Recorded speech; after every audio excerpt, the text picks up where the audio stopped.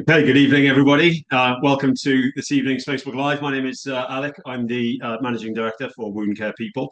Tonight's session is addressing skin tone bias in wound care, a practical guide. And tonight I'm joined by the lovely Luxmi Dhoonmoon, who's a tissue viability nurse consultant, who I seem to have been doing quite a lot of work with recently. Luxmi, you don't seem to be able to get me out of your life, so I'm hoping that tonight's going to be good for you. How are you? Are you there? Thank you, Can you hear Alec. me? Good evening, Alec. Yes, I'm very well, thank you. Pleasure to join you tonight. Excellent, thank you. So just a tiny little bit of housekeeping from me, as always. We've not done one of these for a while, so just a bit of a reminder. Anybody that's watching, at the end of the event, you'll be able to download a certificate. A link will be provided by one of my colleagues. That'll then get emailed to you. You can see that we're doing these from our homes, so do bear with us if there's any technical issues. I'd like to thank our colleagues over at Mölnlycke who are sponsoring tonight's event. The tool that Luxmi is going to be talking about is a really good tool, and we've got and there's some links at the end on how you can get hold of those. So I'll talk a little bit about those at the end. Do ask as many questions as you can, as always. I'll be coming back after Luxmi's presentation for a live Q&A. Let us know where you're from in the comments. We're always keen to know where you're from. Enjoy the presentation. Luxmi, I'm going to hand over to you. That's my bit done, and I'll see you shortly for the live Q&A. Good luck. You.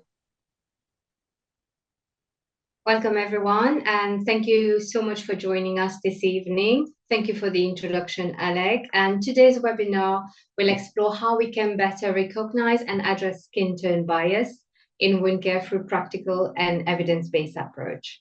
So as Alex already said, I'm a tissue viability nurse consultant, and I have both community and acute background. So if you do have any question related to any practices, please do feel free to put it in the Q&A for us. We would love to know anything we can help you with. No questions is silly, and we would love you to be confident at the end of this session as well. So the objective of my today's session is what can we expect to understand and get from this. So we want you all to know how skin tone bias impact on wound care. We also want you to know that, we do have some real world examples that, take it back, share it with colleagues, and learn from it. Reflect. Explore tools such as the skin tone tool, that I'm going to show you today how it works and how to use it in your own clinical practice. These are our core objectives. Whether you're new to this area or already using inclusive tools, I really hope today's content will leave you with actions that you can take straight into your clinical practice. But very importantly is why this topic matters. As we know, skin tone bias leads to miss or delayed diagnosis. We also know that disparities in wound care outcome still is happening and it persists. Patients with richly pigmented skin are at greater risk of harm due to delays in clinicians identifying tissue damage or infection. This is not just a clinical issue, it's a safety and equity issue. NHS strategies now call for urgent action. And as you know, it aligns with our Core 20+5 and our workforce race equality standard goals. But most importantly, if you all have been listening to the news, you should know that we got now the 10-year health plan for England, the Fit for Future. And this document is very good because it aligns what we are all here for tonight, prevention. And it really put prevention at the heart of everything we do. So it's a turning point for clinicians because it enables us to focus more on prevention, getting it right first time so that we can get patient treatment closer to home and moving away from treatment and management. So skin tone bias in wound care, it can be subtle, it can be systemic. It is unconscious. Nobody comes to practice to cause deliberate harm to a patient, but we also know that there is a systemic tendency to miss or mislabel changes in darker skin tone. And that's just to the reliance on redness that traditionally we've been taught and we've been told to use. But don't forget, it does exclude some patients. And it takes us away from the holistic where we will be able to recognize the pain and getting the right treatment at the first initial assessment and improving patient outcome where, redness is not identifiable. Skin tone, as I say, skin tone biases, it can be subtle or systemic. Many of our clinical references still prioritize visual cues, especially redness, and that doesn't translate well to richly pigmented skin. This is why we want you to know, why does it really matter to our patient? Let me now show you a real-world example of a skin tone bias. This is a patient, and like me, if you use a tool, I can tell you that the skin tone is a 7B from my tool. So prior to that, the clinicians didn't notice it, but the patient code is the one that really is powerful. He's coded, they didn't believe me because they couldn't see anything, but it's true. We believe so much in looking at redness, we don't realize that if we don't see redness, there still can be some damages there. So the patient felt pain, the patient, the area was hot to touch, but it wasn't until the skin broke down that it was escalated. Doesn't this happen far too often? And we are here tonight hoping to, we can change this practice. Let the consequences of what we've just seen lead to delayed diagnosis and treatment, where, as we know, worsen the wound outcomes, increasing the risk of infection and prolonging healing times. And by prolonging healing times, we know we're prolonging the suffering of the patient. We know we've selected the inappropriate treatment at the beginning because we didn't identify the actual damage, and the treatment outcome will be ineffective. It eventually leads to poor healing outcome, leaving the patient at higher rate of wound complication, chronicity, and recurrence because the patient, compared to a patient with light skin tone. So into the consequences, we also know that there is reduced patient satisfaction. While the patient has experienced decreased satisfaction with our assessment, will they come for further care or follow-up? No, they will not. And this exacerbates health disparities across the UK. This is why then we get an increase in complaints, allegation of malpractice against the healthcare providers or even the institution. We all have a duty of care, registered or non-registered. If we are looking after patients, we all have a duty of care to make sure we get the skin assessment right at the first time. So this is why we need to use education like today or any other reading materials that we have to update our own knowledge and skills. We have previously, or most recently, a group of experts developed what we call a best practice statement.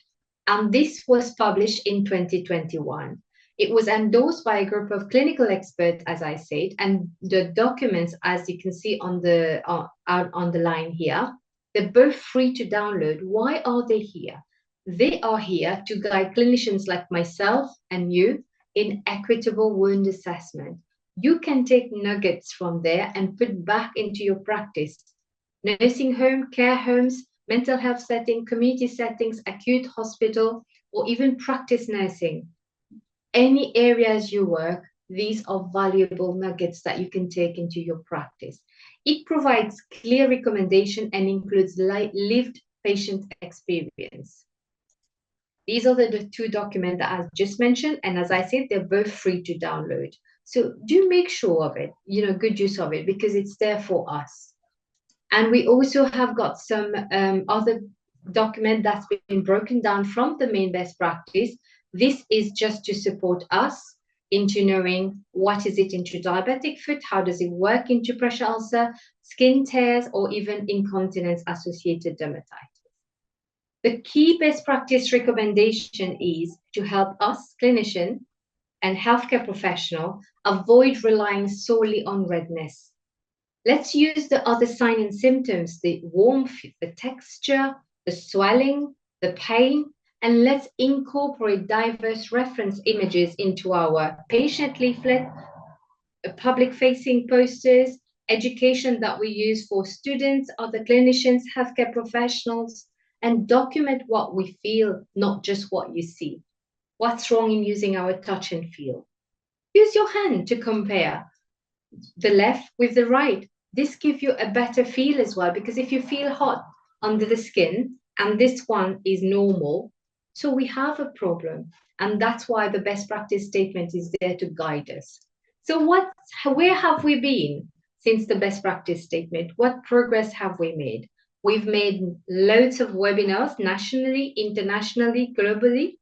We have done lots of podcasts to share the knowledge we have because we know it's public reaching.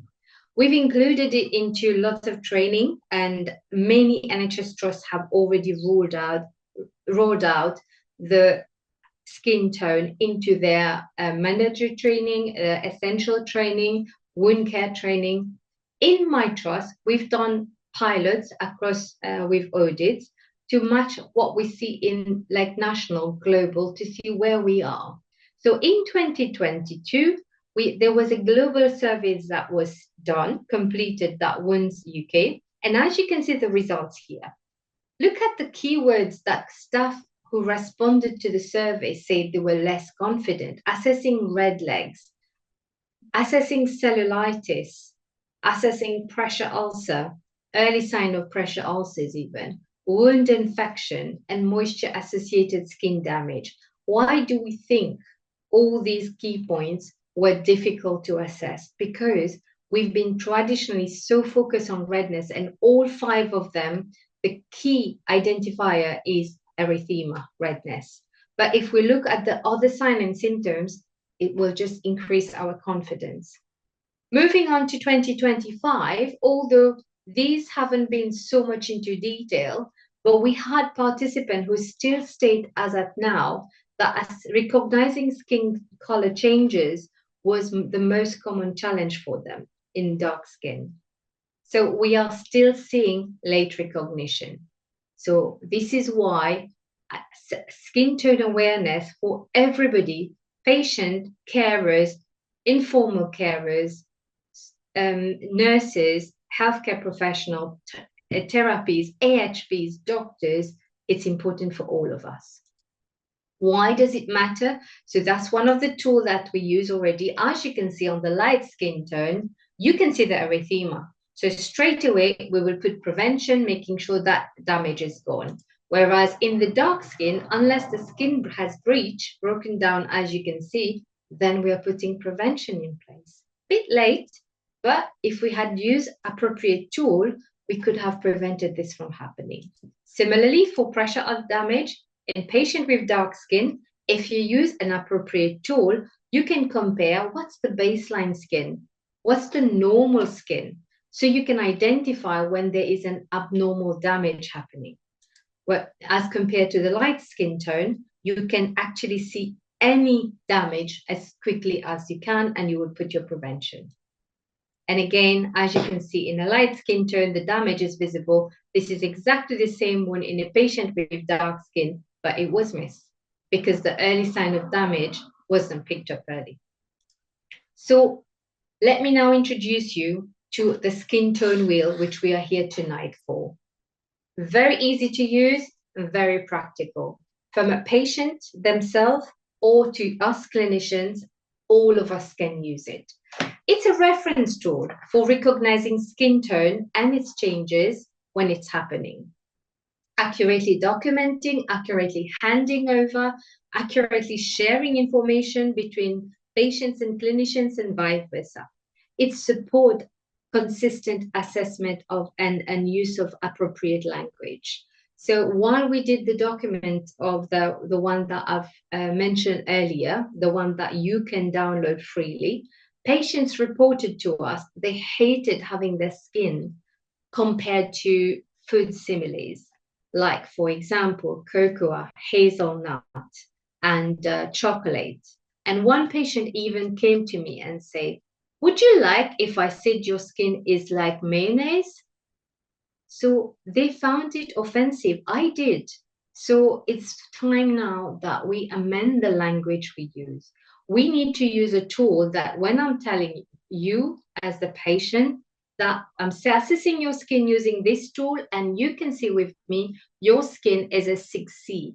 The patient can actually see for themselves, yes, this is the language we're using. And this is the language they will understand. It's visual.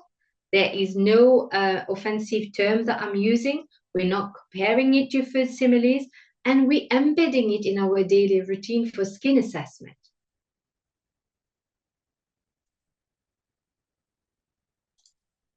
And that's the wheel. As you can all see, this is the skin tone wheel here in practice. So why do we want you to know about the wheel? We want you to know about the wheel so that when you're assessing patients with dark skin tone, you can focus on knowing what's the baseline skin. Because if we get the baseline, the normal skin right, any new damage that happens, we will know straight away. If we happen to do the initial assessment of our patient, somebody else come, but we've documented in our skin tone documentation or skin assessment that the patient has a skin tone of 9C, that clinician colleague of mine will come, will look at the wheel, will say, that's the 9C, but today what I'm looking at, I can see a 10C. That means it's gone darker. That means there is a change. I need to act now to prevent further damage. And that's the whole idea of using a skin tone wheel. So basically, it's helping you, helping your patient to educate themselves. Patient with diabetes, for example, we tell them all the time, look after your diet, manage your blood glucose properly. Do we take time to tell them to check their feet, knowing that one of the effects of diabetes are neuropathy? And if they get an injury, they won't know until they see blood in their socks. But if we give them a tool like that and we say, here you go, Mr. Joe Bloggs, this is your skin tone tool. I'm checking your skin with me today. And this is your baseline skin tone. Every day you check your feet. As soon as you see, something darker than that, you need to take extra precaution. And if you get, before it get worse, seek help. So this is about the NHS 10-year plan. We are educating and empowering our patients, their carers, their loved ones to take control of their skin. And we telling them, be, prevention aware before something happens. So similarly for your pressure ulcer, for, patient with dark skin who's got eczema, patient who, have got high risk of moisture-associated skin damage, sharing this with their loved ones, their carers, or the patient themselves can actually help us clinicians to free more nursing time, so then we can focus on the more complex aspect of wound care and get our patient on a better place for prevention. So how did I implement it in practice? More than 500 staff have been trained. The skin tone itself is being used in all clinical areas. And what we have done, we've done pre and post audits of this and across discipline, because this is not just a tissue viability issue. Skin tone is for everybody. Think of your AHPs, your allied health professional. Think of your podiatry, your dermatology. Think about your therapist. They use slide sheet to move patient. And if the patient have got dark skin and the patient happen to have shear or friction, showing them how to identify damage early and escalate that earlier for the patient is actually a way of prevention. Get your equality and diversity lead in place. Get your patient group in place. So get everybody that you can that form the multidisciplinary. And please don't forget our doctors. It's important that, as clinicians, we also share the knowledge we have with our doctors. I'm going to now show you a video of the tool in practice of how I've used it to identify skin tone changes and hoping that, you'll be able to replicate it. I would love to be able to see your tool in practice as well and see how you're getting on. So this is a skin tone. Using the skin tone wheel, it is a 1C, as you can see, and erythema is very visible with the naked eye, which means you can see the redness on the peri-wound area, so it's easily detected. Whereas in this photo, in the skin tone is actually a bit darker, so the erythema would be less visible. Hence, we have to use the skin tone tool so we can get our diagnosis accurate. From the 7C of the baseline, the peri-wound, as you can see, is darker than the normal skin. And using my skin tone wheel, I can very accurately document in my notes that the skin tone on the peri-wound area is a 9B.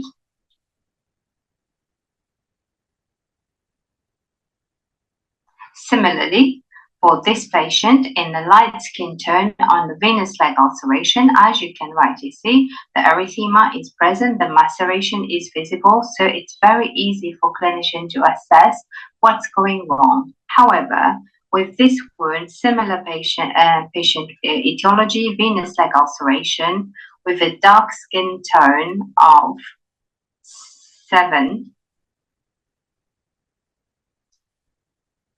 the erythema on the edges is much darker. Hence, using my skin tone, again, it's very easy for me to record what the skin on the peri-wound is.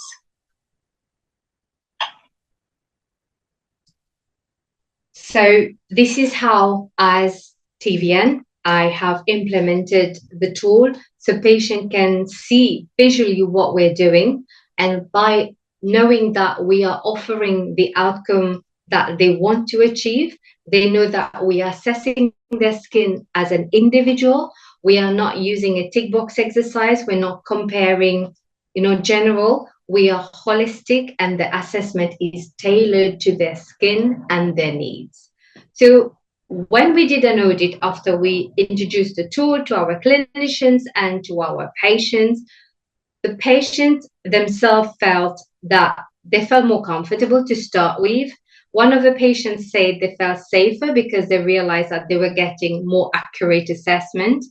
Another patient stated that they felt that they were being treated with dignity, and that was making them feel more comfortable and improve their well-being. So for us clinicians, improving our patient experience is what we do for the daily basis, right? Whereas for our staff, as you can see, after just a few introduction to the skin tone tool, we showed a 67% rise in staff confidence in assessing patients with dark skin tone.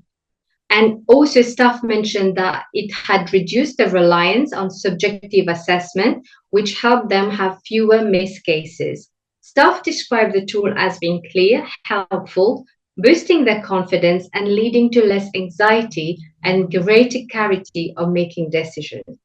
What can we achieve better? You go to work with no intention of causing harm, you use your tool, you deliver a good assessment, your patient is happy, your clinician is happy, and this is about a good healthcare outcome. So it's equitable, it's consistent, and it's accurate, because everybody will be using the same language and the same diagnosis tool to compare the skin changes. Some of the tools and resources that's available for you tonight is, for example, the skin tone wheel, and which I've already shown you. But we also have the venous leg ulceration guide, which is a booklet, again, developed with patients and with clinicians to understand the needs of patients in better managing their expectations, their lifestyle, and to help optimizing their wound healing. We also have got what we call a goal setting pad. What is the goal setting pad? So we don't want to be seen as nagging the patient all the time. You need to increase your protein in your diet. You need to rest your legs. You need to be doing your exercises. You need to be, when you're sitting, don't sit with your legs down. Elevate your legs. Do your dorsiflexion exercises. Or if you're at risk of pressure ulcer, just make sure you're not sitting for too long.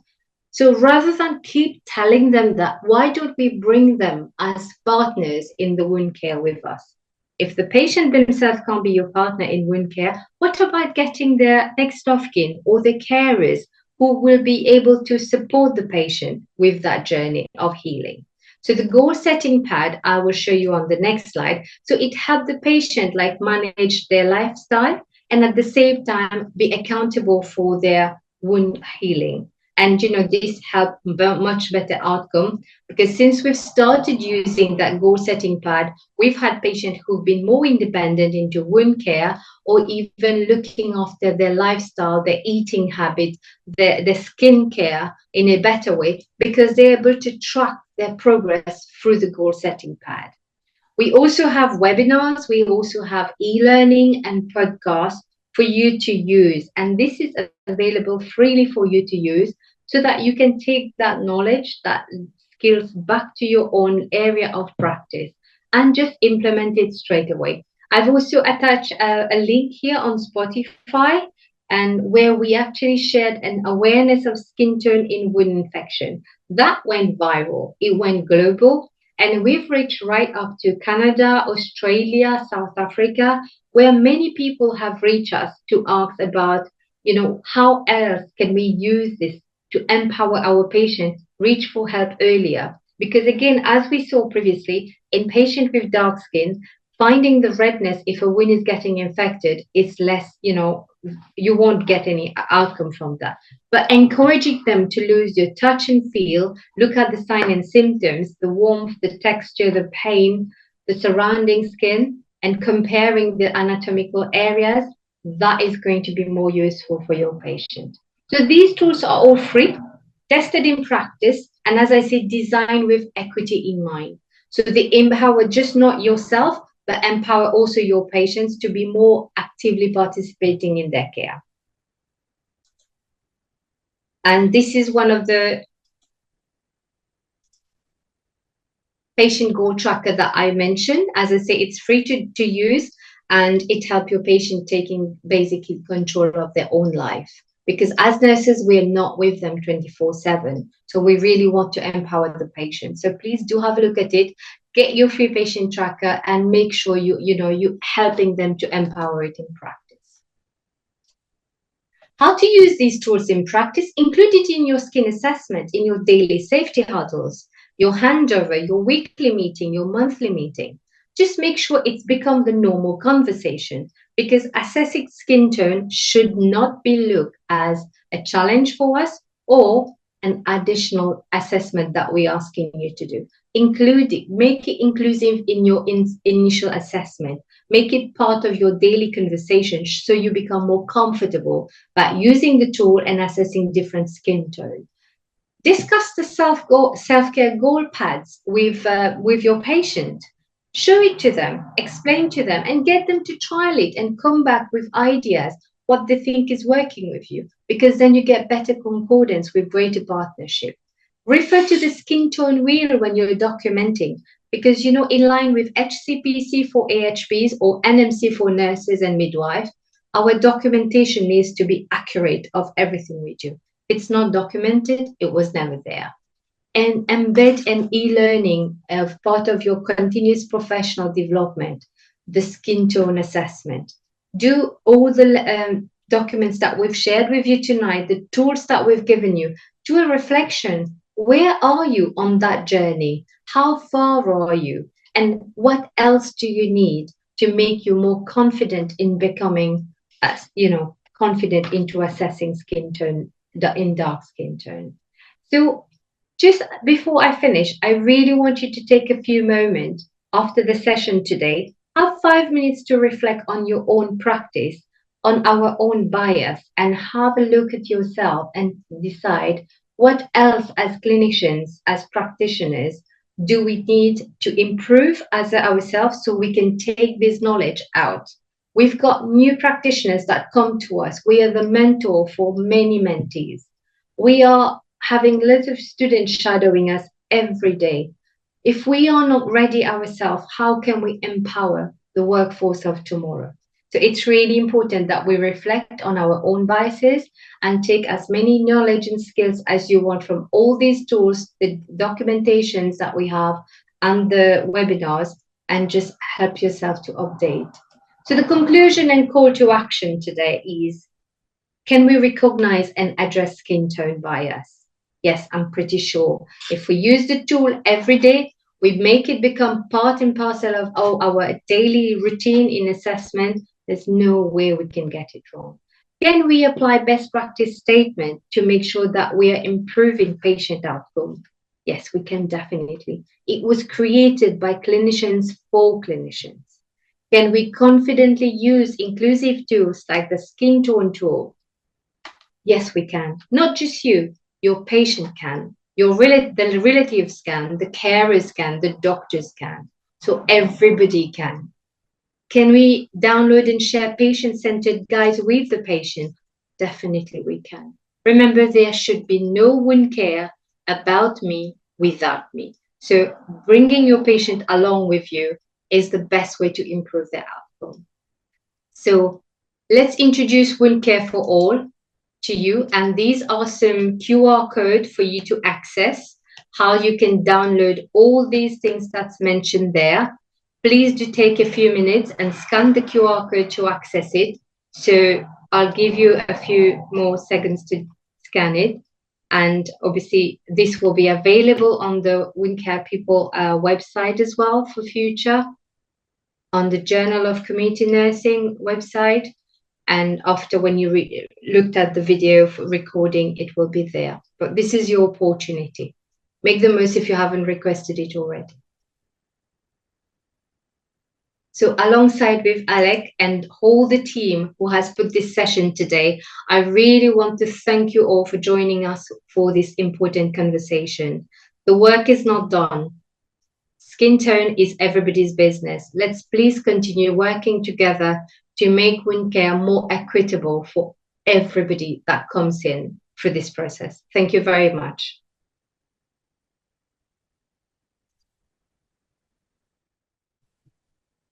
Thank you, Luxmi. It was very, very interesting. There's loads of questions that have come through. I just want to just let people know. It's always slightly awkward when you use a QR code because often people are using the devices that they need to use to scan the QR code. So the presentation along with the video will be available on our website tomorrow. So you'll be able to have a look at that via jcn.co.uk. There's a specific Facebook tab on there. It'll also be available immediately when we finish this online. So if you've joined late or you want to watch it again, I'm conscious that we're still in the height really of the summer holidays. There's going to be lots and lots of people who aren't watching this live that will watch it over the next couple of weeks. So for them, you can the QR code will obviously continue to work. Luxmi, I'm going to get on with the Q&A, I think, because there's quite a few questions that have come through. Let's take a look. Okay, let's just start with the first one. This is, what advice would you give to wound care leads looking to implement these tools in their own trusts or departments? So as clinician myself, and obviously a wound care person, I would suggest, obviously, first of all, familiarize yourself with the tool. Make sure your policy is inclusive, because you really need to make sure policy is updated. Get help from industry, because alone we can't do it. Get help and, run a small audit. Implement it in small area, test and trial, as we call it, and evaluate the process, learn from it, and then grow bigger. But definitely take it small and grow bigger. Okay, excellent. Hopefully that answers the question. Next one, what's the best way to raise the idea of using the skin tone wheel and other tools with my TVN so we can introduce them into our wound care practice? If I'm not sure what I'm seeing, what should I do next? I'm not sure. Is that the same question? Am I making sense of that? What's the best way to raise the idea of using the skin tone wheel and other tools with my TVN so we can introduce them into our wound care practice? Let's stop it there. Tissue viability nurses all across UK have been quite familiar with skin tone bias and skin tone assessment since the introduction of best practice statement in 2021. While we're still making our way nationally and globally, I would say take the first step, be a patient advocate, take the tool, request for your tool today, take the tool to your TVN, because you may be the first one in your trust to have seen it, and introduce it to the TVN. Be the advocate, support your TVN, who will be able to, work with you to share it across the wound care. Yeah, I sort of feel like that question is potentially, I don't want to cast aspersions, but maybe that person has maybe a difficult relationship perhaps with, or not, maybe not the TVN. Sometimes people don't like to take other people's ideas and implement them. Things like pathways, we've seen that a lot, where somebody says, oh, we're not using that, that's somebody else's pathway, we'll create our own sort of thing. But actually what you're saying is that this is a tool that is actually for everybody. It's free to use for everybody. So that's good. The second part of that definitely is a separate question, and that question is this: if I'm not sure what I'm seeing, what should I do next? So this is why I said use your skin tone assessment tool, your skin tone wheel. With the patient, identify what's his normal skin, the baseline skin, and then identify, once you get what's the normal, you will be able to know what's the abnormal. Obviously, it will look darker than the normal skin. If you're still unsure, this is why I say we have got, the company who help us develop that. We've got, other experts across. You've got myself, you've got the Journal of Community Nursing team. You can always call for a friend. So phone a friend will be your best one, but your patient will be your first point of call because they know their skin. And ask them, have you noticed any changes? Is that your normal skin? And very often they'll say, no, it's gone darker for the last X amount of time, month. And this is very new. So ask your patient the question. Okay, excellent. Next question. I think you answered this. You can get them online. Where can I get a skin tone wheel? Scanning the QR code, yeah. And also, on Journal of Community Nursing, and you will get the link to download future, but also reach out to the Mölnlycke. Okay, we'll stick the link up on in the chat towards the end as well, along with the QR code as well. Another question we've got here. Members of our team are concerned as a patient with a dark skin tone had a much lighter colour with epithelial tissue present. How can we educate around this when we have surgical wounds that don't heal by primary intention? Much lighter. Members of our... I think that's... Can I just ask somebody in my team who's sending these questions through? Because I think there's some of these questions are coming through twice, all as one question. Does that make sense? Members of our team are concerned as a patient with a dark skin tone had a much lighter colour with epithelial tissue present. How can we educate? So when a wound is healing in patient with dark skin tone, the final stage of healing, which is the epithelialization, that is very often like white or pink in the patient, the healing process. So that is like it practically, in one of the slides I showed you when the patient developed MASD in dark skin, when that was healing, you can see the skin tone become lighter. So that is where the skin break has happened, and obviously it's healed. So that scarring, that damage will be left. And this is where, if we can prevent by identifying this damage earlier, it's one way of preventing the scarring, because patients with dark skin do have some significant scarring, and some end up having keloid scarring. So we have to be mindful of that, managing that wound appropriately. If your patient, I know one part of it was about surgical wound. If your patient has got a surgical wound managed by secondary intention, it's ensuring that the wound care process is accurate. We're using optimization of, the therapy, the advanced wound care that we have. We are managing all the peri-wound properly. We're not allowing exudate, maceration, etc., to cause more harm to that skin. Okay, excellent. Let's have a look, another one. I think another one here is, do I need specialist training to use these tools, or can I just start using them? Are they fairly straightforward to use? Very straightforward. My patients are using it, so can you. Because this is why we've made it as simple as possible. All you have to do, as you can see here, use your skin, the wheel, to come to assess the patient baseline and assess your pressure points or your peri-wound area, whichever wound you're looking at. And if your patient can use it, so can you. You don't need any training. Okay, great. Let's have a look at this. Here's another one. There is some documented evidence that darker pigmented skin that is damaged can be purple, but I've never seen this in practice. Is there evidence to support this? So in tissue viability world, what we used to call the deep tissue injury, when they get that purple discoloration, it's very visible in patients with dark skin. And I am talking in the light of a skin tone 9 and above. where in a light skin tone, it becomes that maroon discoloration, whereas in a dark skin tone, it looks more purple. So yes, I have seen it as a pressure damage.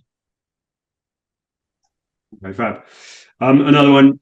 What should I do if I think a wound was missed because of skin tone bias?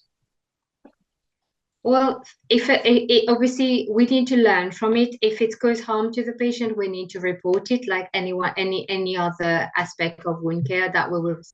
But it's also about taking a step back and making sure that myself and the team looking after that patient, what is the gap in knowledge? What can we do to improve ourselves? And it's all about keeping the patient safe and preventing harm from happening in future. Okay, great. There's still some questions coming through, and we've got another 5 or 10 minutes. So if anybody does have any questions and you haven't sent them in, do please send them across. Another one here: with infected ischemic wounds, is the skin still darker in peri-wound area? Definitely, much darker. In fact, it will look as a 10C on the skin tone tool for ischemia, and that's patient with dark skin tone who are already on the 9 range. Okay, let's have a look at this. How can we help each other spot skin tone changes during team huddle handovers? Practice on each other. That's what we do. We check each other's skin tone so we get more use and able to, to identify different skin tone, not just dark skin, even light skin tone, because there are some Caucasian skin that you may miss the redness. So practice on each other. Use the skin tone. Nobody will feel offended. In fact, my staff who have used this skin tone wheel and they have feedback that actually in 20 years of nursing, this is the first time they felt confident to assess their own skin. So this is one way forward that we can help staff as well as practitioners and patients. Okay, so is the ultimate aim then to provide a resource to get people to think about it in the first place, because obviously people aren't thinking about it, but then is the suggestion then that when somebody has the experience of doing it, they're not going to need to carry this tool around, that this is to get them to start thinking about it, to start having the experience of it, and then it'll just become a natural part of their assessment. Skin tone becomes a natural part of the assessment in the same way that they're assessing for other things. Is that the plan? So not really the plan, but several audits and global audits and surveys that we've done shows that stuff like confidence in assessing. So having a tool improves that confidence. Some of the audits have also said that staff feel, they don't want to feel offensive by using the wrong term or terminology or languages when they're describing the patient's skin. So using the tool, it takes that element off. But where it improves your confidence and competence in identifying patients with dark skin, it's also enabling the patient to know that they are having holistic, individualized plan for their skin themselves. But this is a tool that will go with your documentation if you're documenting it. So it's not just for once until you become used to it and then you don't need it. While you're documenting in the future, in 10 years' time, this patient, there's a complaint, there's a litigation about it, you have documented it, and your staff who have come after you can accurately see that actually you did a holistic assessment. So this actually, if you remember my slides about the ethical and the legal aspect of it, it supports you throughout your career, throughout your journey as a healthcare professional. So it's not just for today, it's for all the time as your friend to support your skin assessment. Okay, and I got a question for you, and this I'm not sure if I'm allowed to ask this, but I will. Where does a tool like that? Where does infection control come into a tool like that? Because I've been around the block and seen quite a few tools, not for skin tone, but for various things over the years. And the one thing that often is the sticking point for certain people being able to use it is infection control issues. Obviously, if they're carrying around bits of card and things like that, and they're bringing them out in front of multiple patients, how do you get around that? So the good news for all of us who are online today, this is wipeable. It's been designed with infection control and prevention in mind, with them guiding us. So this card is wipeable with your cleaner wipes. So even you are touching the patient's skin, you wipe it with your cleaner wipe, it will stay exactly the same, like your ID badge on your NHS badge. So there is no risk of infection control in there. Fab. Other wipes are available, and I didn't. I came up with that question. That wasn't even planted, right? So that was good. Okay, so there is one more question that's just come through. This is a bit. Actually, this is a bit broader. It's not specific, so I won't ask that. What I will say is there's a couple of questions that have come through that I haven't asked because they're quite specific. If we haven't answered your question today, don't worry. We'll endeavour to get answers to them and put them up online with the presentation, so you'll be able to come back to them and have a look at them at another time. Do share this presentation with your colleagues. There should be a link coming up on your screen at the moment which you can use to go and download your certificate. I think there's a question in there saying that if you want further information, just provide us your information and then we can pass that on to Mölnlycke, who will be able to contact you specifically about the skin tone bias tool that's available. Maybe arrange a visit, maybe arrange a lunch visit. I think they bring lovely lunches to your district nurse base or whatever you are, so you can ask them to do that. Luxmi, thank you very much for this evening. I know the amount of work that you've been putting into this for months, not the presentation, I mean the actual tool itself. So to actually finally have it ready and to share it with everybody is must be you must be very pleased with that, and I'm glad that we were able to give you a bit of a platform to, just because this is just the very start of getting this launched, right? There's actually loads more stuff that is planned. Thank you very much to our colleagues over at Mölnlycke, in particular Natalie and Jonathan, who's been looking after all of the questions this evening. Thank you very much. And more importantly, thank you very much to each and every one of you at home who are watching, or wherever you are watching. Please do remind us, do let us know where you're watching. I'm acutely aware that this is the last of summer. We've got a bank holiday coming up, and if you're like me in Cardiff, the sun is shining still in my garden. So the commitment for you to come and watch this evening is not lost on us. So thank you very much. Thank you to my team. Thank you to everyone else. We'll be back in the autumn with a few more of these, so do keep an eye out. Enjoy the rest of your summer. Have a great bank holiday, and thank you very much. We shall see you soon. Good night. Thank you. Bye.